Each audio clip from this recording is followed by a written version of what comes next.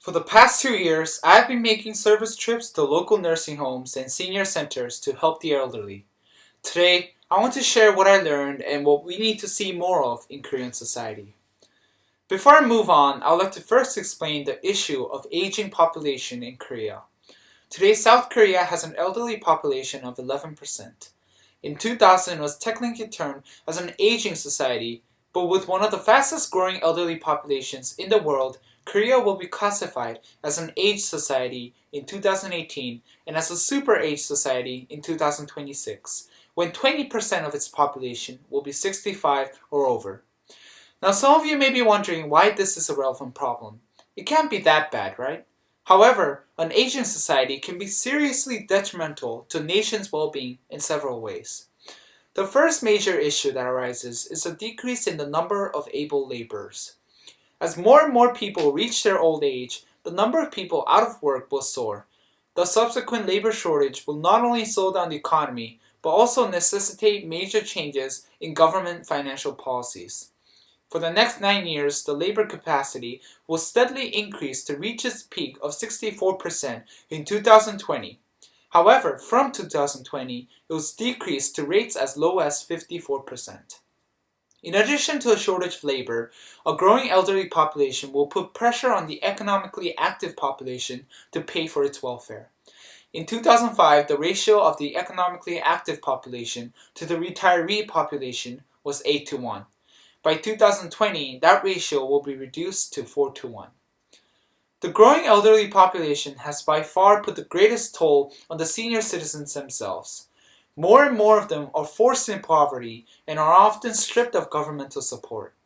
According to the Korean National Pension Research, more than 35% of South Korea's senior citizens now live in absolute poverty, an increase from 30% in 2006. As of 2012, South Korea has the highest rate of elderly poverty among the members of the OECD.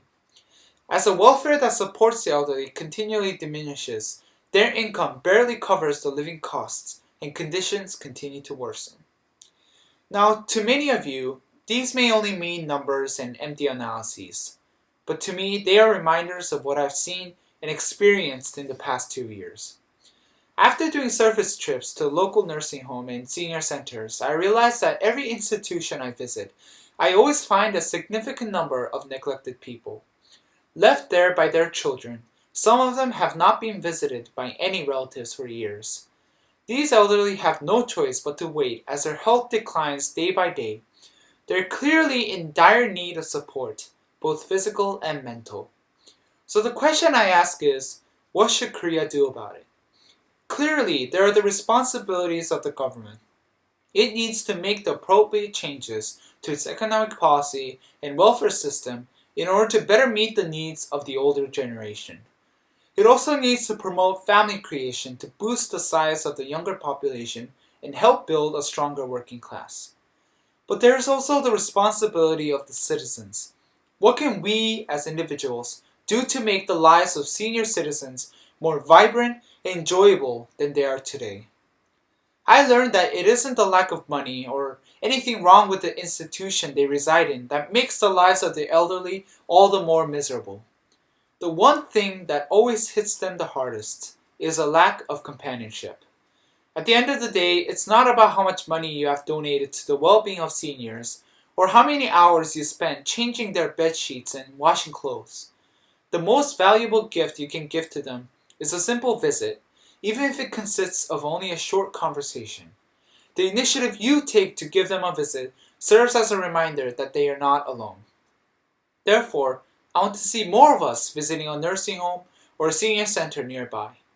To us, it may only take up a couple of hours a week. To them, it's a memory that will last for the rest of their days. Thank you.